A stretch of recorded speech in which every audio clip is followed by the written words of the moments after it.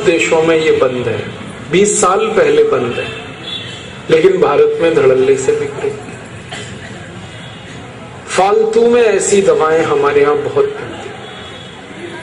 और एक उदाहरण देता हूं, हमारे यहाँ ऐसे बहुत सारे बच्चों के लिए बेबी फूड और बेबी पाउडर्स बेचे जाते हैं जो दुनिया में कोई नहीं बेचता, कहीं नहीं बिकते।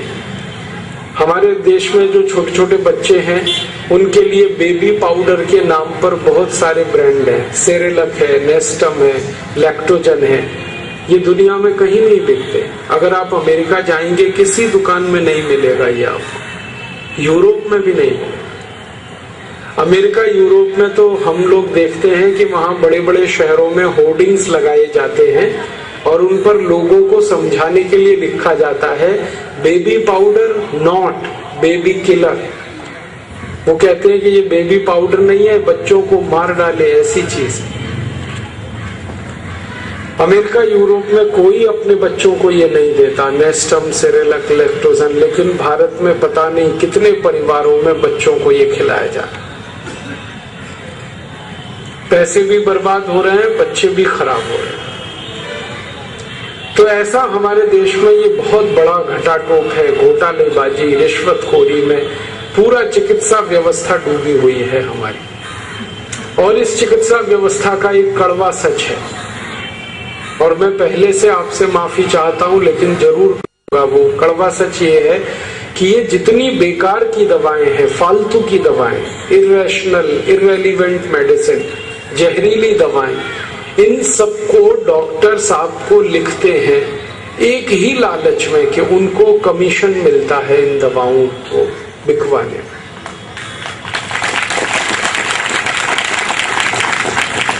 हमारे भारत के बड़े बड़े डॉक्टर्स को मैं मिलता रहता हूँ, उनकी जो प्रेस्क्रिप्शन स्लिप है वो मैं इकट्ठी करता रहता हूँ। हमारे पतंजलि योग पीठ में आप जानते हैं कि हर दिन करीब 2-2.5 हजार मरीज आते हैं, और उनमें से ज्यादा मरीज ऐसे होते हैं जो अंग्रेजी एलोपैथी के चक्कर में सब बर्बाद करा चुके हैं। किडनी खराब हो गई, लीवर डैमेज हो गया, दमा हो गया, अस्थमा हो गया, अल्सर हो गया, पेप्टिक अल्सर हो गया, अंत में आते हैं हमारे यहाँ। तो पहले कहाँ कहाँ इलाज कराया हम उनसे पूछते हैं, तो उनके प्रेस्क्रिप्शन स्लिप में देखता हूँ, तो डॉक्टर्स की लिखी हुई ऐसी ऐसी दवाएं देखकर मैं हैरान हो जाता हूँ, जिन दवाओं को कोई भी ईमानदार और संवेदनशील डॉक्टर अपने को नहीं खिला सकता, अपने घर परिवार के लोगों को नहीं दे सकता, वो दवाएं डॉक्टर मरीजों को लिखता रहता है। और जब वो स्लिप लेके हम डॉक्टर्स को मिलते हैं और कहते हैं कि आपने ये दवा कैसे लिख दी इस मरीज को, क्योंकि इस दवा के तो 100 से ज्यादा दुष्परिणाम है, दुनिया के इतने देशों में ये बैन है, आपने कैसे लिखा इसको, तो वो डॉक्टर्स जो है ना मुस्कुरा के रह जाते हैं। और जो थोड़े हमारे नजदीकी हैं वो कहते हैं क्या बताएं भाई, कमीशन मिलता है इसमें, और कमीशन थोड़ा बहुत नहीं मिलता, 40% तक मिलता है। आपको शायद ये बात मालूम है या नहीं कि अगर आप किसी केमिस्ट की दुकान से 1000 रुपए की दवाएं खरीद रहे हैं, किसी डॉक्टर की स्लिप पर लिखी हुई, प्रेस्क्रिप्शन स्लिप पर लिखी हुई, तो उसमें से 400 रुपए डॉक्टर के पास जाएगा। ये सारे केमिस्ट जो है ना डॉक्टर्स के साथ जुड़े हुए हैं, कमीशन खोर हैं। वो दवा बेचेंगे, मुनाफा आएगा, उसमें से 400 रुपए डॉक्टर के पास पहुंच जाएगा। और ये काम और बड़े पैमाने पर होता है जब बड़ी बड़ी कंपनियां अपनी दवाएं डॉक्टर से लिखवाने के लिए कमीशन देती हैं। कैसे कमीशन देती हैं? बहुत सारी कंपनियां डॉक्टर्स को कार देती हैं, गिफ्ट में कार दे देती हैं, टेलीविजन दे देती हैं, मोटरसाइकिल दे देती हैं, घर में एसी लगवा देते हैं। कई कई कंपनियां तो डॉक्टर्स के परिवारी लोगों को स्विट्जरलैंड घूमने का टिकट दे देती हैं, हांगकांग, सिंगापुर का टिकट दे देते हैं, कहते हैं जाओ खरीदी करके आओ।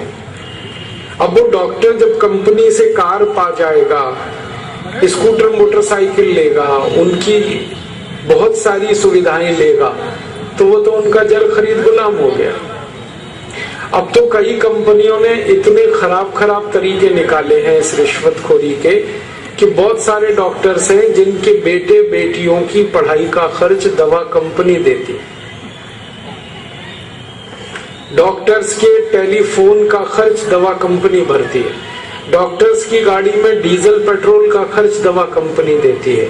तो वो डॉक्टर वही दवा लिखते हैं जिसको कंपनी कहती है, और कंपनी वो दवाएं लिखवाती है जिसमें मुनाफा बहुत हो, और मुनाफा उन्हीं दवाओं में है जो सबसे खराब और रद्दी दवाएं। ये सारा रैकेट ऐसे चलता है। तो इस चक्कर में आप जो दवाएं खा रहे हैं, आप नहीं जानते कि उन्हीं दवाओं से आप और ज्यादा बीमार होते चले जा रहे हैं। आप नहीं जानते कि कितनी ऐसी दवाएं हैं जो आपके घुटने के दर्द के लिए जिम्मेदार हैं। जितनी एंटीपायरेटिक और एंटी एनाल्जेसिक मेडिसिन है, ये सब घुटनों का दर्द करती है। आपको गठिया होगा, संधिवात होगा, अर्थराइटिस होगा, ऑस्टियोआर्थराइटिस होगा, रूमेटॉइड अर्थराइटिस होगा, ये सब होता है। कितनी ऐसी दवाएं हैं जो आपको मोटापा लाती है। तो इसलिए मैं आप सभी से एक निवेदन करने आया, विनती करने आया कि आप बीमारी से नहीं, बेईमान डॉक्टरों से बचो। आप बीमारी से नहीं, ये बेकार की फालतू एलोपैथिक दवाओं से। ये दवाएं बहुत खतरनाक हैं। आपको मालूम है, अमेरिका जैसे देश में अभी जो ज्यादा ईमानदार और संवेदनशील डॉक्टर्स हैं, उन्होंने एक समूह बनाया है और अपने मरीजों को वो कहते हैं कि ट्रीटमेंट विदाउट मेडिसिन, बिना दवाओं के इलाज करवाओ अपना। अमेरिका में अब ये अभियान शुरू हो गया, कनाडा में ये अभियान शुरू हो गया। यूरोप के देशों में जो सेंसिटिव और इंटेलिजेंट डॉक्टर्स हैं, वो भी यही काम में लग गए हैं। ट्रीटमेंट विदाउट मेडिसिन, बिना दवा के इलाज करना बीमारियों का। आप पूछेंगे वो डॉक्टर कैसे करते हैं ये सारा काम, बिना दवा के बीमारियों का इलाज? आपको खुशी होगी, आनंद होगा कि ये सारा अभियान वो योग और प्राणायाम की ताकत पे चला है।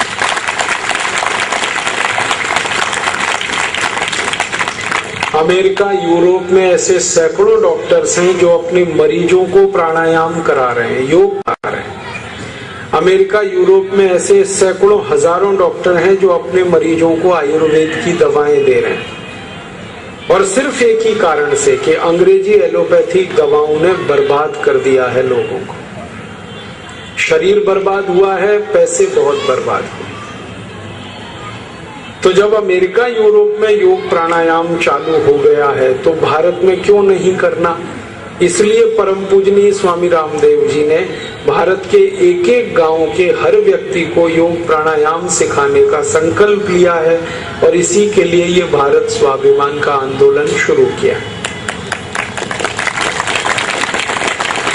आपको एक बात बताता हूँ, थोड़ा आनंद आएगा, आपको खुशी होगी। अमेरिका में हर रविवार के दिन सारे बड़े शहरों में कोई भी खाली जगह नहीं है जहां पर प्राणायाम और योग ना होता हो।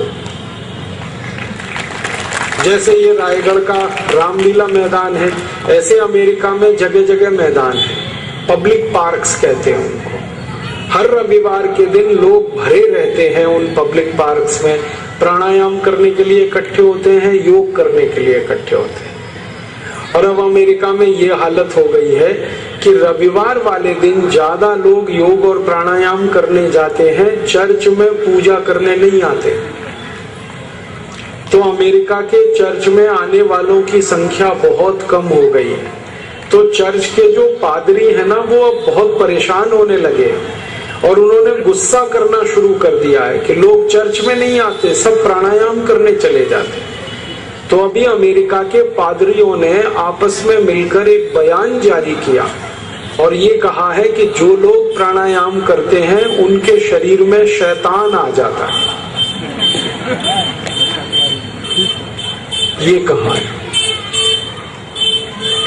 तो अमेरिका के जिन पादरियों ने ये बयान जारी किया कि जो प्राणायाम करते हैं उनके शरीर में शैतान आ जाता है, उन पादरियों के समूह का जो मुख्य पादरी है उसको अमेरिका के एक टेलीविजन चैनल पर बुलाया गया और उससे पूछा गया कि भाई कोई अगर प्राणायाम करता है, योगासन करता है, तो उसका शरीर तो पवित्र होता है और अच्छा होता है। आप बोलते हो इसमें शैतान आ जाता है, ये कैसे? तो उसने गुस्से में कहा कि ये सब लोग हमारे चर्च में तो आते नहीं है, चर्च तो खाली हो गए हैं और सब पार्क में प्राणायाम कर रहे हैं, योगासन कर रहे हैं, हमारे चर्च की इज्जत कम हो रही है, सम्मान कम हो रहा है। तो इसका मतलब उनका धर्म खतरे में पड़ गया है। योग प्राणायाम की ताकत इतनी बड़ी। जब अमेरिका में ऐसा हो रहा है, यूरोप में ऐसा हो रहा है, तो भारत में क्यों नहीं होना चाहिए? क्योंकि योग प्राणायाम तो भारत की विद्या है। परम पूजनीय महर्षि पतंजलि ने इसको भारत से प्रारंभ किया, सारी दुनिया में इस विद्या को भारत ने फैलाया। तो भारत में योग प्राणायाम क्यों नहीं बढ़ना चाहिए? जब अमेरिका में बढ़ता है, यूरोप में बढ़ता है, तो हमारे यहाँ भी होना चाहिए। इसलिए हम गांव-गांव जाते हैं, हर एक व्यक्ति को प्राणायाम कराते हैं, योगासन सिखाते हैं और उसको आयुर्वेद के बारे में बताते हैं। तो आपसे भी मेरा यही निवेदन है कि आप भी योग प्राणायाम करें अपनी हर बीमारी के इलाज के लिए। और मैं आपको विनम्रता पूर्वक लेकिन दृढ़ता के साथ ये कह रहा हूँ कि एक भी बीमारी आपकी एलोपैथी दवाओं से ठीक नहीं होगी। सामान्य बीमारियां ठीक नहीं हो पाती हैं एलोपैथी में, तो गंभीर बीमारी तो कभी नहीं होती। अगर आपको सर्दी जुकाम हो जाए, आप कुछ मत करो, कुछ मत करो, बस गर्म पानी पीते रहो, 3 दिन में अपने आप ठीक हो जाए। लेकिन कोई एलोपैथी दवा अगर आपने खाई तो वो 10 से 15 दिन तक ठीक नहीं होगा, वही जुकाम। ये हाल है एलोपैथी का। तो आप ज्यादा फालतू एलोपैथी दवाएं ना खाएं, ये हमारा आपको संदेश है। और आप अपने जीवन में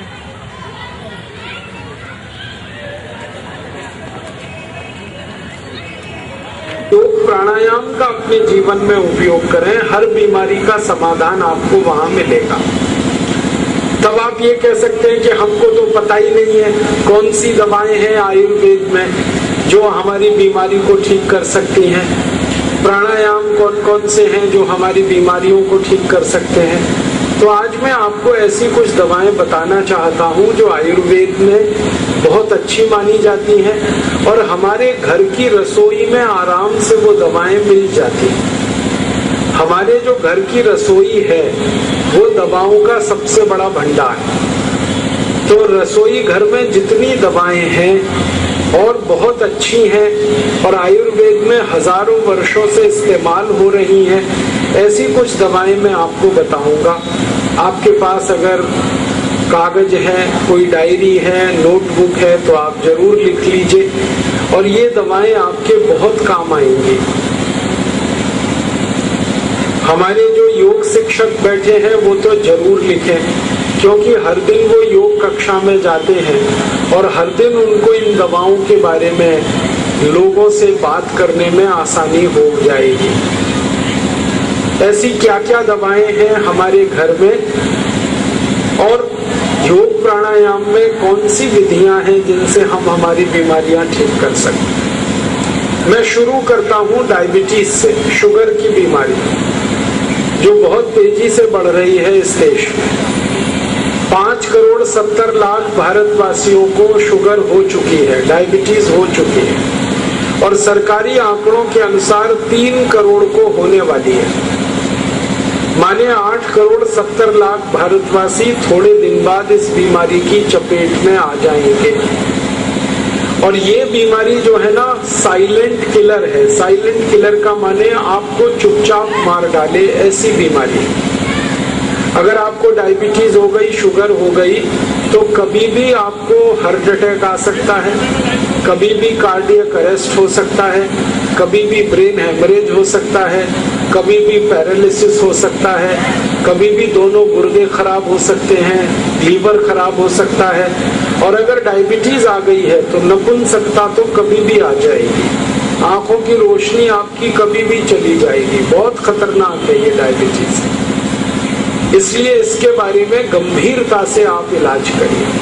इलाज क्या करना है? सबसे पहले आपको 5 मिनट हर दिन करना है भस्त्रिका प्राणायाम। सवेरे खाली पेट 5 मिनट आपको भस्त्रिका प्राणायाम